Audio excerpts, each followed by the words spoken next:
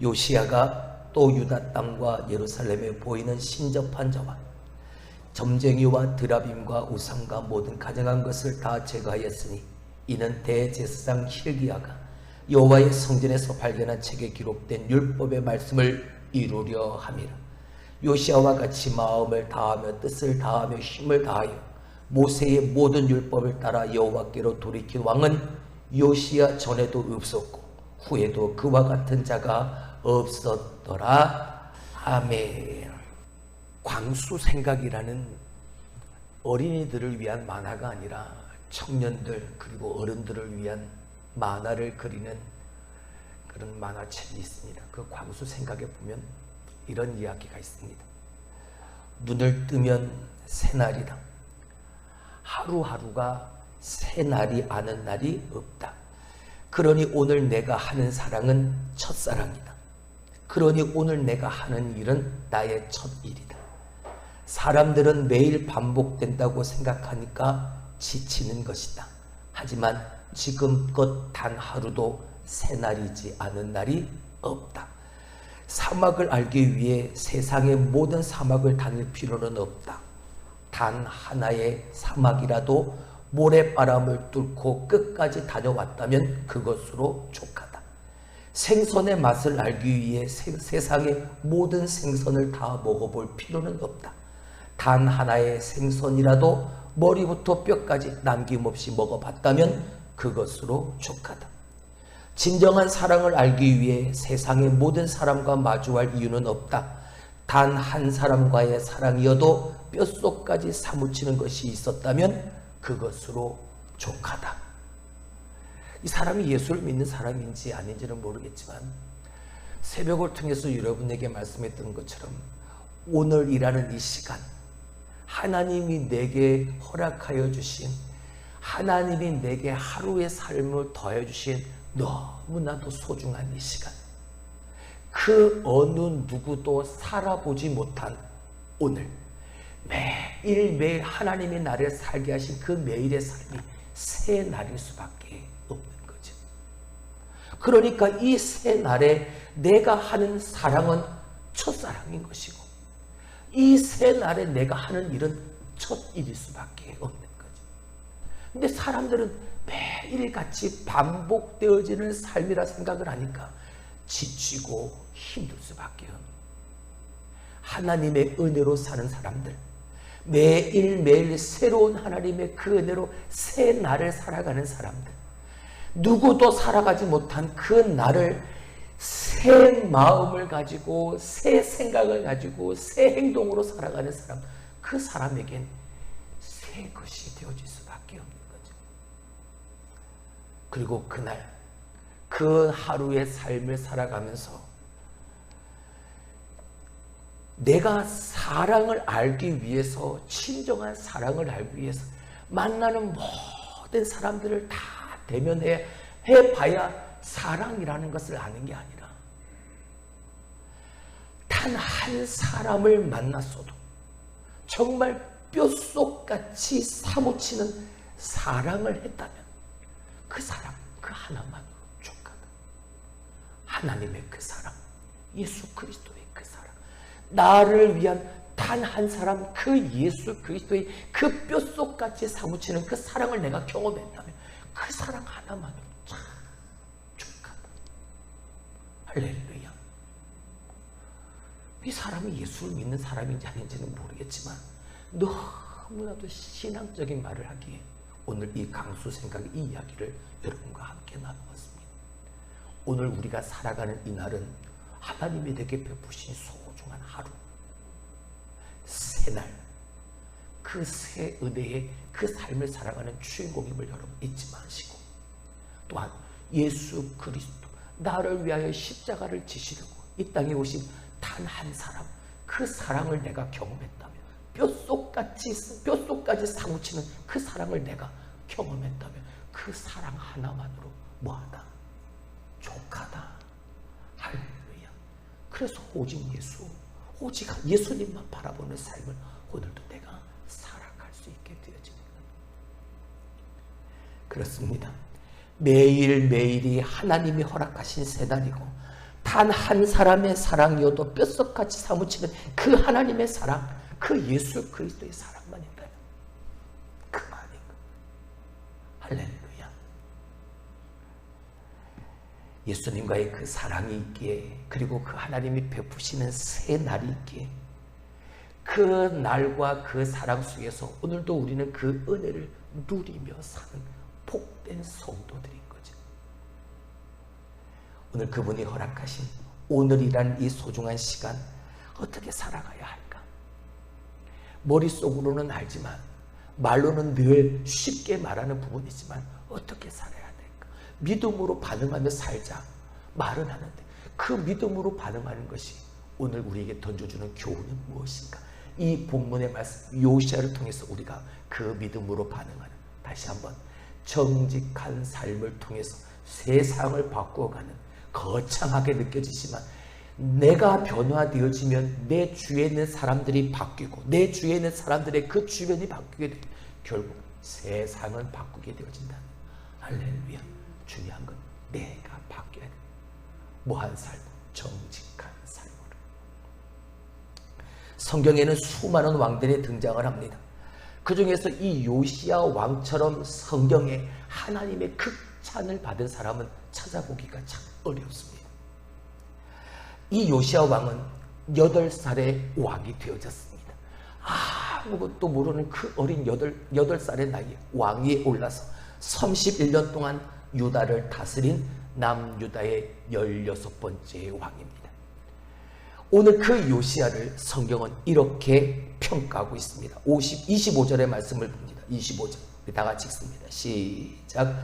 요시야와 같이 마음을 다하며 뜻을 다하며 힘을 다하여 모세의 율법을 따라 여호와께로 돌이킨 왕은 요시야 전에도 없었고 후에도 그와 같은 자가 없었더라. 아멘. 요시야만큼 하나님의 말씀을 잘 따른 왕은 요시야 전에도 없었고 요시야 후에도 전무후무한 왕이었다라는 칭찬으로 기록되어져 있습니다. 그 비결이 뭘까? 도대체 이 요시야 왕이 마음을 다하고 뜻을 다하고 힘을 다하여 모세의 모든 율법을 따라 여호와께로 돌이킨 왕은 요시야 전에도 없었고 요시야 후에도 없는 전무후무한 왕이 될 수 있었던 비결이 무엇일까? 자, 열왕기하 22장으로 갑니다. 한 장 앞으로 넘기셔서 22장 2절의 말씀을 봅니다. 열왕기하 22장 2절 찾으셨으면 아멘. 우리 다 같이 읽습니다. 시작. 요시야가 여호와 보시기에 어떻게 행하여 정직히 행하여 그의 조상 다윗의 모든 길로 행하고 좌우로 치우치지 아니하였더라. 할렐루야. 세상 그 어떤 왕보다 하나님의 말씀을 가장 잘 따른 왕이었다. 전무후무한 왕이었다. 그 비결이 뭐냐? 여호와 앞에서 뭐하게? 정직하게 행했기 때문에. 근데 이 정직하다라는 것이 도대체 뭘까? 오늘 그걸 우리가 살펴보려고 하는 겁니다. 여러분, 우리가 흔히 말할 때 내가 하는 말이 사실이다라는 것을 강조할 때 그 말 앞에 항상 붙이는 말이 있죠. 뭔 말을 붙입니까? 무슨 말을 붙입니까? 내가 솔직히 말하는데 이 말을 붙이죠. 내가 솔직하게 말하는데 지금 내가 하는 말, 이런 말은 뭐다라는 거? 사실이다라는 것을 증명하기 위해 솔직히 말하면 이라는 말을 하게 되어집니다. 근데 이 말을 너무나 자주 하게 되어지면 이 솔직히 말하면 이 말에 의심을 갖게 되어지죠. 예를 들면 참기름을 파는 가게가 있습니다. 참기름을 팝니다 라고 붙여놨죠. 근데 사람들이 그 참기름을 사러 오지를 않는 겁니다. 주인이 생각을 하는, 왜 참기름을 판다고 붙였는데 왜 사람들이 오질 않을까? 그래서 그걸 띄고 다른 걸 붙였습니다. 원주 진짜 참기름을 팝니다 라고 붙였습니다. 진짜 참기름. 아니, 참기름이면 참기름이지 진짜 참기름은 뭘까? 근데 그렇게 붙였죠. 진짜 참기름을 팝니다. 그랬더니 사람들이 그 진짜 참기름을 사려고 모이는 겁니다. 가만히 보고 있던 옆에 있던 참기름을 파는 책, 이제 자기도 그냥 참기름, 진짜 참기름을 팝니다 하면 안 될 것 같으니까 또 그 앞에다 뭘 하나 붙이죠. 뭐를? 원조 진짜 참기름 팝니다. 자꾸만 내가 하는 것이 사실이다, 내가 하는 말이 진짜다라는 것을 증명하기 위해서 자꾸만 그 앞에 솔직히 말하면 이라는 자꾸 그 형용사를 첨가하게 되어지면 사람들은 헷갈리는, 그냥 참기름도 아니고 진짜 참기름, 원조 진짜 참기름, 사람들은 헷갈리는 겁니다. 뭐가 진짜인지 혼란스러워하는 거죠. 정직하다, 솔직하다라는 말을 하고 있는데 왜 자꾸 사람들은 더 의심하게 되어질까? 여러분, 그 솔직하다, 정직하다는 것에 나의 정당성이 들어가 있기 때문인 겁니다. 다시 말하면 나 자신의 정당성을 주장하기, 내가 옳다, 내가 사실이다, 내가 진짜다, 나 스스로가 나를 증명하기 위한 나의 정당성을 주장하기 위해 그 말을 하게 되어지니까 사람들은 자꾸만 의심을 하게 되어지고 혼란스럽게 여기는 거죠. 자, 그렇다면 오늘 요시야에 대해서 말하는 정직, 요시야의 그 정직에는 이렇게 다른 사람들이 주장하는 자기의 정당성을 넘어서는 무언가가 있어서 하나님은 성경에 요시야가 여호와 앞에서 정직하게 행한 그것이, 그리고 여호와 하나님의 말씀을 따라 살았던 그의 삶이 전무후무한 삶이었다고 성경은, 하나님은 그렇게 말하는 것입니다. 도대체 뭘까? 오늘 본문의 말씀을 다른 성경을 찾아보았습니다. 메시지 성경이라는 책이 있는데 그 책을 쓴 유진 피터슨 목사님은 이 부분을 이렇게 설명을 해놓았습니다. 그는 하나님이 원하시는 모습으로 살았다. 뭐가? 여호와 앞에 정직히 행하였다니라는 이 부분을 이렇게 푸는 겁니다. 그는 하나님 앞에 하나님이 원하시는 모습으로 살았다. 그의 조상 다윗이 밝혀준 길을 똑바로 따라갔고 왼쪽으로나 오른쪽으로나 한 걸음도 벗어나지 않았다. 자, 이해가 되어지시죠? 여호와 앞에서 정직히 행하였다는 이것이 곧 무엇을 말하고 있는 겁니까? 오늘 유진 피터슨 목사님은 하나님이 원하시는 대로 살았다. 그러면 요시야의 정직은 이렇게 말할 수 있는 거죠. 하나님 앞에서 하나님이 원하신 대로 사는 것, 그것이 정직한 삶이라. 반대로, 그렇다면 우리는 왜 정직하지 않을까? 우리가 정직하지 않은 이유는 뭘까? 하나님이 원하시는 대로의 삶이 아니라 내 자신의 눈에 오른 대로 살기 때문이고, 각자 자기의 소견대로 옳은 삶을 살았던 사사시대의 이스라엘 백성들처럼 하나님이 원하시는 대로의 삶이 아니라 내 자신이 바라보는 내 눈에 오른 대로의 삶을 사니까 하나님 앞에서 정직하지 못한 삶을 살 수밖에 없는 거예요. 열왕기하 22장 8절에서 11절의 말씀을 보게 되어지면 이 요시야 왕이 된 지 18년이 지나는 그때에 대제사장 hil기야가 성전을 정화하면서 성전을 개혁하면서 다시 그 속에서 하나의 율법책을 발견하게 되어집니다. 그리고 성전에서 발견한 그 율법책을 서기관 사반이 요시야 왕 앞에서 그 율법책을 읽어 내려가기 시작합니다. 요시야 왕은 이 사반이 들려주는 그 율법책을 듣고 옷을 찢으며 회개하기 시작합니다. 이유는 그동안 이스라엘 백성들이 하나님을 버리고 다른 신에게 분향하여 여호와를 하나님을 경노케 한 사실을 다시 한번 그 자리에서 깨달았기 때문이었습니다. 요시야는 하나님의 말씀을 듣고 봄으로 정직해졌습니다. 하나님이 무엇을 원하시는지를 하나님의 말씀을 듣고 하나님의 말씀을 봄으로 그는 다시 한번 깨달았던 거죠. 그가 이렇게 하나님의 말씀 앞에 서게 되어지자 그가 마땅히 해야 할 일이 무엇인가가 보이기 시작했던 겁니다. 하나님 말씀 앞에 선 그에게 오늘도 하나님이 무엇을 원하시는지에 대한 그 이야기를 듣게 되어지니까 바로 깨닫게 되어지고 바로 알게 되어진 거죠. 다시 한번 정의를 내린다면 정직하다라는 것은 하나님 말씀 앞에서 마땅히 행할 것이 무엇인지를 알고 실천하는 것이 정직한 삶이다. 누구 앞에서? 여호와 하나님 앞에서. 그러니까 여러분, 정직은 아는 것이 아닙니다. 아하, 이게 정직한 거구나, 이게 바른 거구나, 아는 게 정직한 게 아니라 정직한 삶은 그렇게 아는 것을 가지고 실천하는 겁니다. 다시, 하나님의 말씀 앞에서 내가 마땅히 행할 것이 무엇인지를 아는 것이 아니라 아는 그것을 가지고 뭐 하는 것? 행하는 것, 실천하는 것. 이게 여호와 앞에서의 정직한 삶입니다. 자, 그렇다면 우리가 정직하지 못한 것은 하나님의 말씀 앞에서 마땅히 행할 것을 생각하다 보니까 생각하고 그것대로 실천해야 되는데 그렇게 행하려다 보니까 그 후에 내가 감당하게 되어질 불이익을 생각하니까 정직하지 못하게 되어집니다. 자, 오늘 본문의 말씀을 다시 한번 보시죠.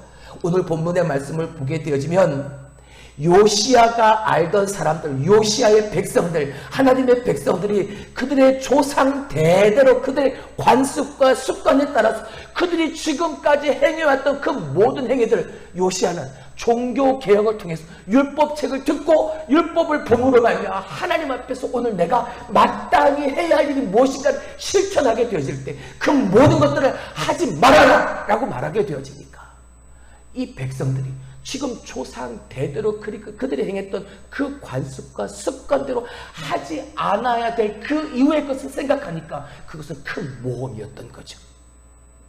누구도 해보지 못한, 지금까지 내가 살아오면서 한 번도 해보지 못한 그 일을 해야 돼. 지금 나는 조상 대대로 하나님 앞에서의 올바른 신앙의 생활이 아니라 조상 대대로 하나님을 벗어난 그 삶을 살았는데 그것을 하지 말아라. 성전에서 우상을 섬기고 각종 다른 신들을 섬기는 그 모습을 통해서 하나님을 경록했으니까 그렇게 하지 말아라 라고 하니까 나는 지금까지 그렇게 살아왔는데 그것을 하지 못하게 하니까 그 이후에 내 삶은 모험인 거죠. 물이 왕이었지만, 왕의 명령이었지만 그렇게 하지 말라고 하는 그 왕의 명령에 많은 백성들이 아마 반발했을 겁니다. 그러니까 요시야에게도 이 일은 그에게 큰 불이익이었을 겁니다.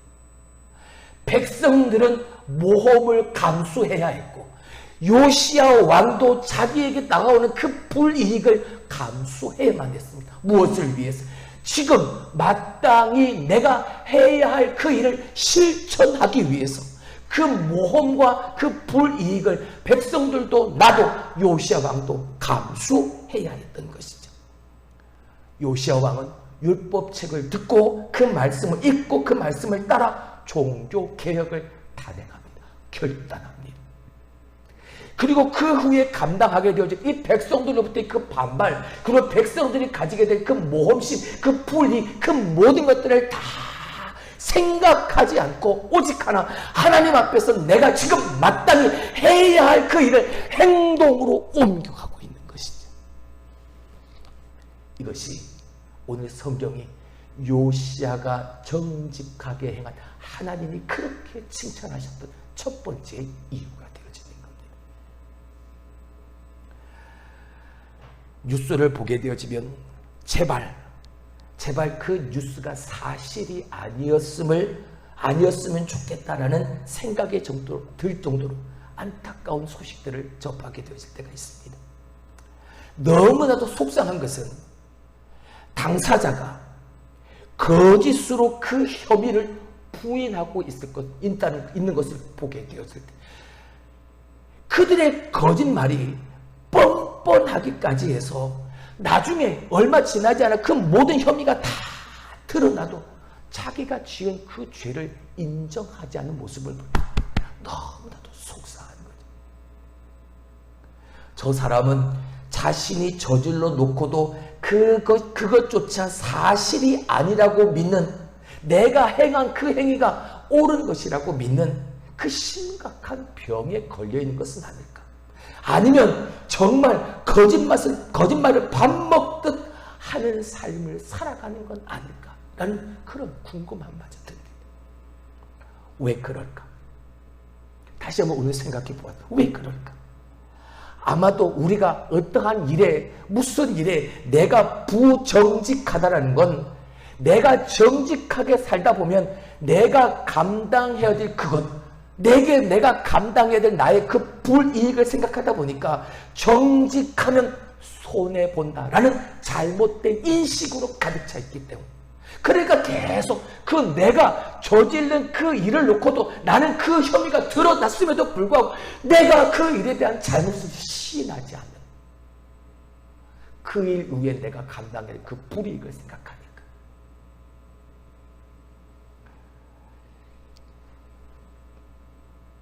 그런데 성경의 위대한 믿음의 사람들의 모습을 보게 되어지면, 그들은 실수했을 때, 잘못했을 때 누구보다 더 정직하게 자신의 실수와 잘못을 인정했습니다. 잘못을 정직하게 살면 인생은 편치는 않습니다. 내가 정직하게 살면 내 인생은 편하지는 않습니다. 왜? 인생이 편하게 살려면, 내 인생을 편하게 살려면 정직할 수 없기 때문에 무언가 속임수를 써야 되고, 무언가 거짓을 말하고 거짓된 모습을 보여야 하니까. 근데 정직하게 살려면 인생이 편할 수는 그래서 없는 것. 그럼에도 우리가 정직해야 하는 건, 하나님이 정직하게 산 우리를 최후에 반드시 하나님은 형통하게 해주실 것을 믿으니까. 할렐루야. 지금 당장 내가 그렇게 정직한 삶을 통해서 내가 불이익을 당하고 어려움을 당한다 해도, 오늘 내가 정직하게 살면 하나님은 최후에, 하나님은 반드시 정직하게 산 나를 하나님은 인정하실 테니까. 할렐루야. 그 믿음 때문에 오늘도 우리는 정직하게 살아가야 할 이유가 되어지는 겁니다. 요시야는 하나님의 율법책을 발견하고 하나님 앞에 정직한 삶을 살기로 그는 결단합니다. 그리고 하나님 앞에서 정직한 삶을 살게 되어지면 당하게 되어질 그 불이익, 그리고 그 위험한 모험을 감행하는 거죠. 너무나도 만연해 있는 그들 속에 있는 우상을 다 깨뜨려야 하고, 눈에 보이는 무당과 점쟁이들을 다 내어쫓아야, 한 나라의 왕으로서 모든 백성들이 그렇게 행하고 있는 그 모든 것들을 다 막아야 하고 다 버려야 하는 그 일은 결코 그렇게 쉽지는 않았을 겁니다. 근데 요시야는 여호와 하나님 앞에서 정직하게 살기로 각오하고 결단한 이상 모험을 하기로, 불이익을 감수하기로 그는 작정한 거죠. 그렇습니다. 여러분, 하나님 앞에서 우리가 정직한 삶을 살자라고 말하게 되어질 때 좀 더 내 인생이 편한 삶을 사는 건 아니요, 그걸 말하는 게 아닙니다. 조금 더 내가 편하게 살자, 이게 아니라 하나님 앞에서 마땅히 할 일이 있기 때문에 어떤 모험도, 어떤 위험도, 어떤 불이익도 내가 다 감내하며 살겠습니다 라는 고백이에요. 할렐루야. 하나님 앞에서 내가 정직한 삶을 살겠습니다 라는 이 고백은 바로 이 고백이다.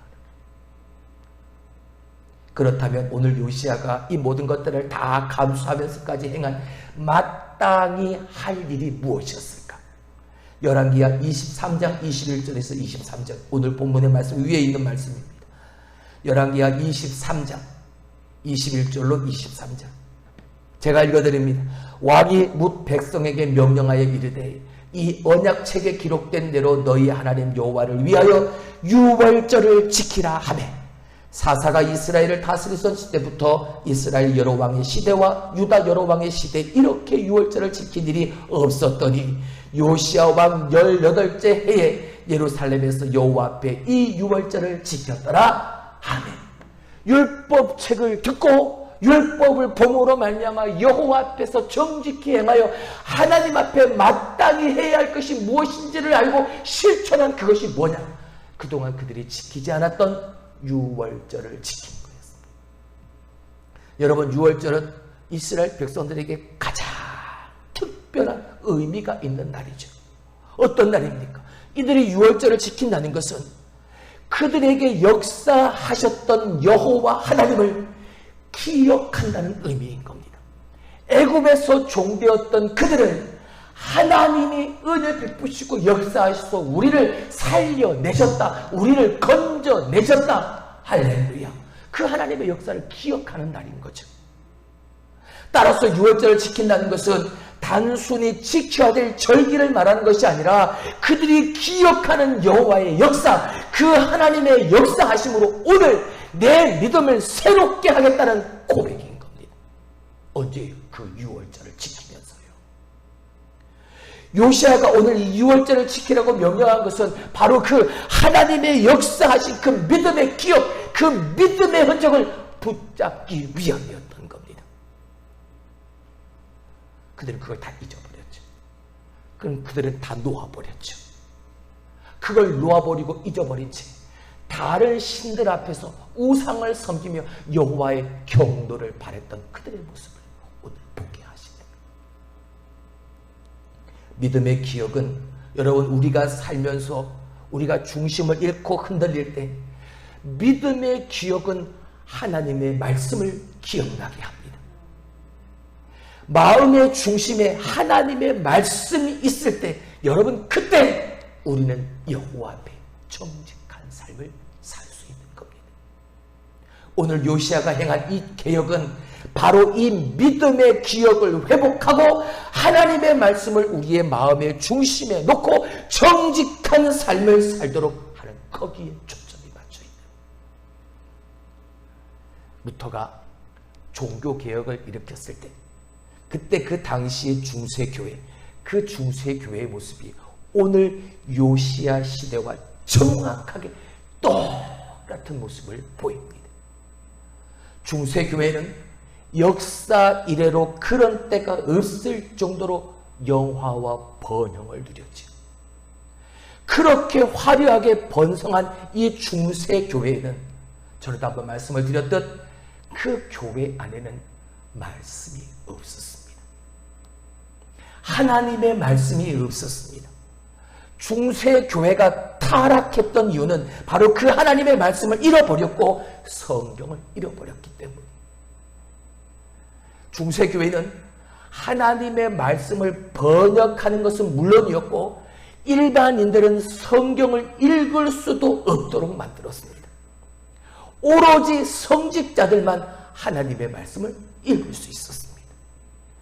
일반 대중들을 성경에 무지한 사람들로 만들었고 예수님이 계셔야 할 자리에 성모 마리아상을 갖다 놓고 사도들의 그림을 갖다 놓고 사도들의 동상을 갖다 놓고 온갖 성자들의 형상들을 세워놓았습니다. 심지어는 돈을 받고 면죄부란 것을 팔았죠. 하나님의 말씀이 상실되어진 실종된 그 캄캄함과 어둠 속에서 사람들은 두려워했습니다.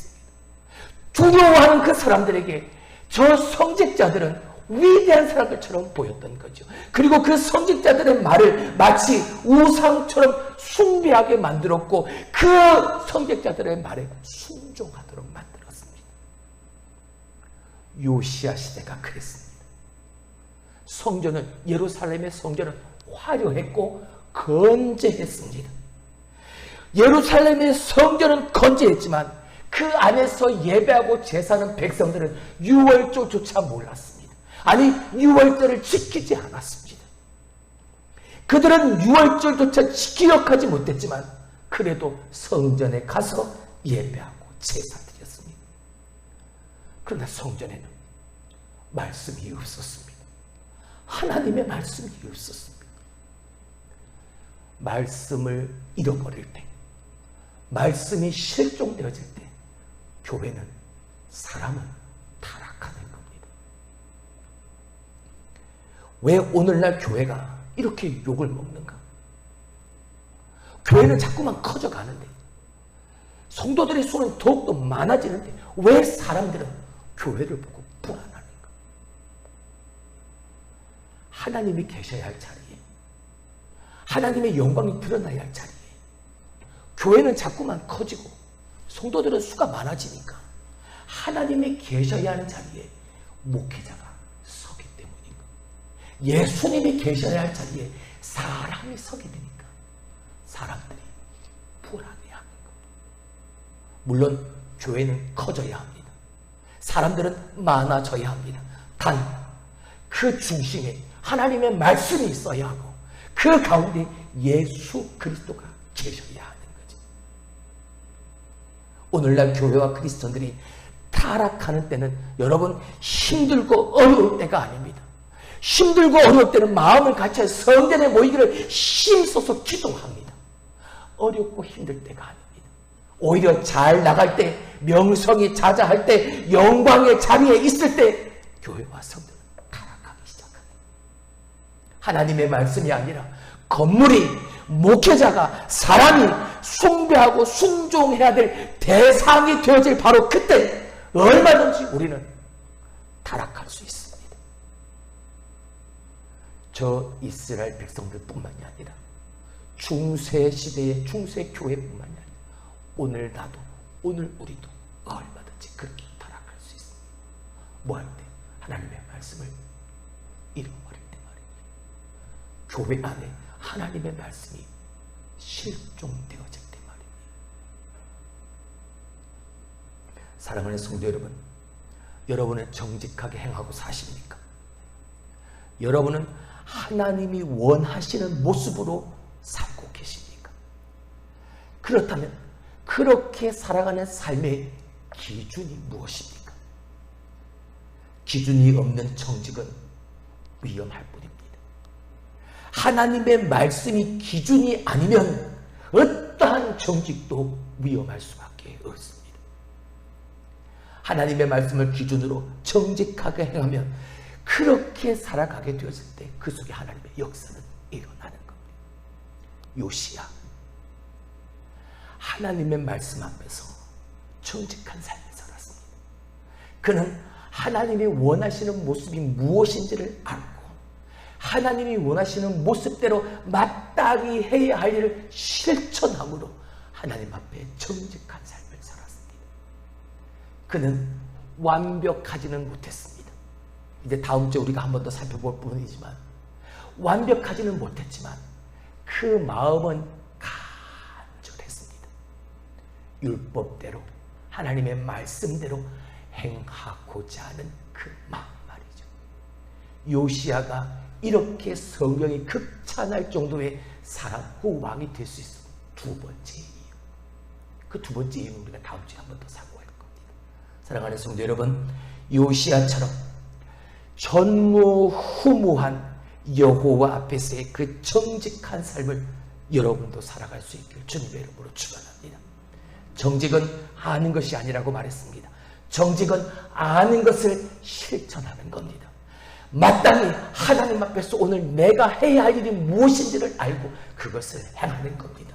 근데 중요한 건 하나님이 원하시는 모습으로. 할렐루야. 그게 하나님 앞에서의 정직한 삶. 여러분의 삶이 되기를 주님의 이름으로 축원합니다. 축원합니다.